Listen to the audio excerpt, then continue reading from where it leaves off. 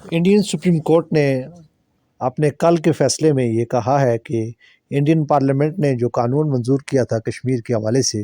وہ درست ہے اور اس میں کوئی ایسی نہیں ہے۔ یہی فیصلہ متوقع تھا کہ انڈین سپریم کورٹ نے اس سے پہلے بھی بابری مسجد کے حوالے سے ایسا ہی فیصلہ دیا تھا۔ اس 5 رکنی بینچ سے شاید کچھ لوگ کشمیر کے اندر اور انڈیا کے اندر شاید کچھ امیدیں وابستہ تھیں ان کی کہ شاید انڈین سپریم کورٹ جو ہے وہ اس آئینی ترمیم کو کالعدم قرار دے اور کشمیر کا جو پرانا اس کی جو حیثیت تھی اس کو بحال کر دے، لیکن ایسا نہیں ہوا۔ اور جو کشمیر کے حوالے سے اور انڈین سپریم کورٹ کے حوالے سے جن لوگوں کی نظر رہتی ہے ان ایشوز پہ، ان میں سے موسٹ آف کا یہی خیال تھا کہ Indian supreme court Indian parliament کا جو فیصلہ ہے یا جو قانون سازی ہے اس کو چیلنج نہیں کرے گی۔ تو ایسا ہی ہوا۔ اس میں جو سب سے بڑا مجھے حیرت ہوئی جس بات پہ، وہ تھا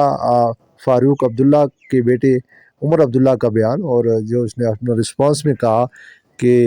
ویسا فیصلہ تو نہیں ہوا جیسے ہم چاہتے تھے، لیکن ابھی بھی امیدیں ختم نہیں ہوئی ہیں اور کیا مزید آپشنز جو ہیں جن کو ایکسرسائز کر سکتے ہیں۔ کیا آپ دوبارہ اس جو فیصلہ ہے اس کے لیے ہم دوبارہ اپیل میں جا سکتے ہیں، اس حوالے سے ہم اپنے وکلاء سے بات کریں گے۔ لیکن مجھے بڑی حیرت ہوئی کہ وہ اپنی تیسری جنریشن میں جو کہ کشمیر کے ساتھ جن لوگوں نے غداری کی، جن میں سر فہرست جو ہے وہ ان کے دادا محترم شیخ عبداللہ تھے، تو آج پھر وہ انڈین گورنمنٹ سے یا انڈین پارلیمنٹ سے یہ امید لگائے رکھے ہیں یا ہندوستان سے یہ امید لگائے رکھے ہوئے ہیں کہ ان کو پھر انصاف ملے گا اور ان کو وہ رائٹس ملیں گے۔ تو میرے خیال میں یہ اپنے آپ کو بھی بیوقوف بنانے کی ایک کوشش ہے اور کشمیریوں کو بھی بیوقوف بنانے کے لیے ایک کوشش ہے۔ گو کہ یہ پٹیشن جہاں دوسرے لوگ اس کو لے کے گئے تھے، وہاں عمر عبداللہ بھی ایک پٹیشنر تھے، ان کی جو پارٹی ہے نیشنل کانگریس وہ بھی ایک پٹیشنر کے طور پہ گئی تھی۔ تو یہ بات روز روشن کی طرح یہاں تھی کہ کشمیر کے حوالے سے ایک سیٹلمنٹ انڈیا نے کر لی ہے اور وہ اس سے واپس نہیں جائے گا، اور یہ اس کا پرانا ایک ہتھ کنڈا ہے۔ اس کا بیسیکلی جو پرائم آبجیکٹیو تھا وہ کشمیر کے اندر جو ڈیموگرافک تناسب ہے اس کو چینج کرنا تھا، اور وہ اسی لیے اس نے یہ سارا کام کیا تھا، اور وہ آنے والے وقت میں آپ نے اسی ایجنڈے پہ جس طرح اسرائیل جو ہے وہ فلسطین کے اندر اپنی اس نے یہودیوں کی یہودی آباد کاروں کو آباد کیا ہے، اسی طرح وہ کشمیر کی جو ڈیموگرافی ہے اس پہ انڈیا اس کو چینج کرنا چاہتا ہے، اور یہی اس کا پروجیکٹ ہے۔ لیکن کشمیریوں کو جس چیز کا دکھ ہے اور جس کا دکھ ہونا بھی چاہیے وہ کشمیری قیادت تھی، اور خاص کر وہ قیادت جنہوں نے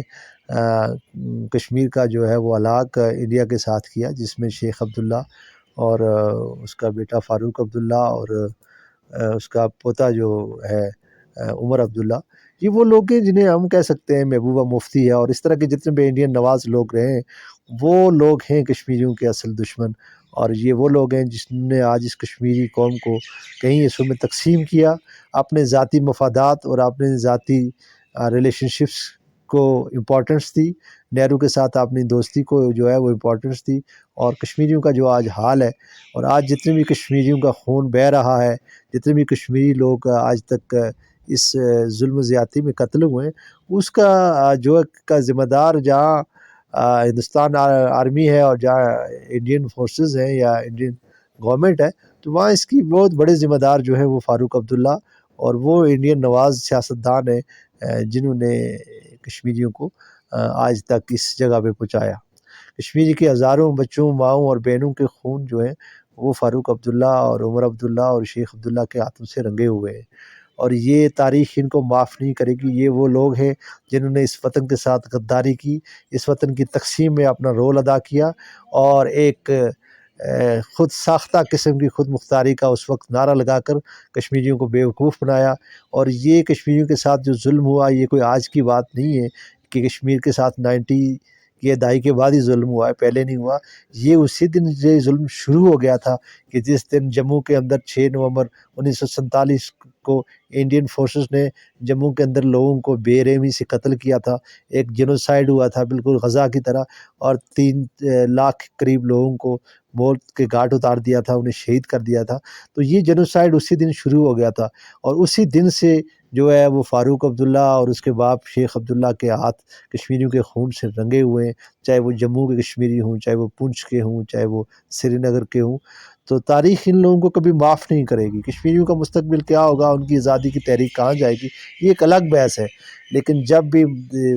کوئی مورخ، کوئی انڈیپینڈنٹ ریسرچر کشمیر کی تاریخ پہ لکھے گا تو وہ اس خاندان اور وہ اس کے ساتھ ہم نوا جو کشمیری انڈین نواز سیاستدان تھے ان کو ضرور بتائے گا کہ کشمیری قوم کے خون میں یہ لوگ برابر کے شریک ہیں، اور ان کے ساتھ جو ظلم بھی ہوئے وہ اس کی بنیادی وجہ یہی شیخ عبداللہ اور اس کا خاندان تھا، جو آج چلا رہا ہے اور آج رو رہا ہے اور آج کہہ رہا ہے کہ میرے ساتھ انصاف کیا جائے۔ تو دیکھا یہ جائے کہ اتنی بھی لفٹ نہیں کروائی ہے اس کو، اور اتنی بھی اہمیت نہیں دی ہے کہ وہ اس سے پوچھ لے کہ ہاں کہ بھائی تمہارا کیا کنسرن ہے۔ تو آج جب تک کانگریس کے اندر ان کے مفادات تھے تو تھوڑا بہت تو ان کو